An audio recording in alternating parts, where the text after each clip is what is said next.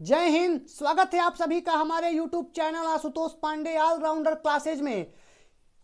कल हमने पढ़ा था अब्दुल रज्जाक के बारे में, आज हम लोग पढ़ेंगे इब्न बतूता के बारे में। यानी इसके पहले के वीडियो में हमने अब्दुल रज्जाक के बारे में जाना था, आज हम इब्न बतूता के बारे में जानेंगे और इब्न बतूता के बारे में आज हम लोग जानेंगे। लेकिन इससे पहले थोड़ा एक नज़र देख लेते हैं अब्दुल रज्जाक पे। तो अब्दुल रज्जाक की बात की जाए तो उनकी पुस्तक का नाम है मतला उस सादैन मजमा उल बहरीन।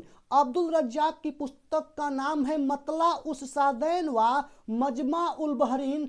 अब्दुल रज्जाक विजयनगर साम्राज्य के शासनकाल में आए थे और उन्होंने देवराय द्वितीय के शासनकाल का दौरा किया था। देवराय द्वितीय के शासनकाल का दौरा किया था और उन्होंने देवराय द्वितीय के शासनकाल का लेखा जोखा भी दिया था। उनकी पुस्तक का नाम जो है मतला उस सादैन मजमा उल बहरीन में उन्होंने 45 पेज का आख्यान भारत के लिए एक अध्याय के रूप में दिया था इसी पुस्तक में। और आपको बता दें हम कि वह फारस के तिमुरिद राजवंश के एक राजा थे शाहरुख, उनके राजदूत के रूप में कालीकट के राजा जमोरिन के दरबार में वो आए थे। तो ये था हमारा रिवीजन।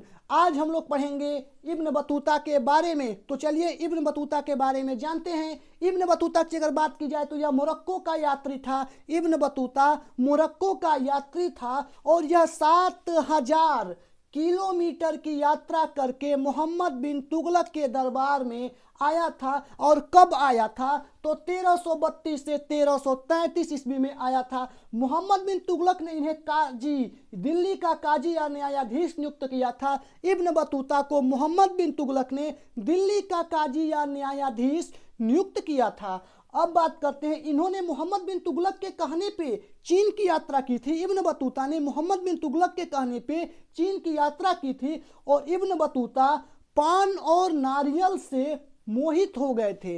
यानी इब्न बतूता पान और नारियल से मोहित हो गए थे। उन्होंने नारियल की तुलना मानव के सिर से की थी। इब्न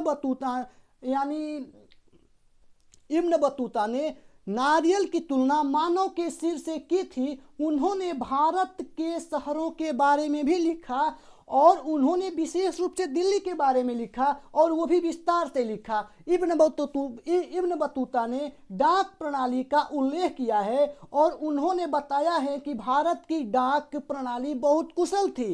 इब्न बतूता ने बताया है कि भारत की डाक प्रणाली बहुत कुशल थी। हम उसी टॉपिक को ले रहे हैं जो एग्जाम में आने लायक हैं। चलिए देखते हैं। जिसका उपयोग, डाक प्रणाली का उपयोग सूचना भेजने, माल भेजने, लंबी दूरी तक क्रेडिट भेजने के लिए किया जाता था। यानी डाक प्रणाली का उपयोग इब्न बतूता ने बताया है कि सूचना भेजने, माल भेजने, लंबी दूरी तक क्रेडिट भेजने के लिए किया जाता था। आज हम लोगों ने इब्न बतूता के बारे में पढ़ा। कल हम किसके बारे में पढ़ेंगे, यानी अगले वीडियो में किसके बारे में पढ़ेंगे उसी समय बताएंगे। मिलेंगे अगले वीडियो में। जय हिंद।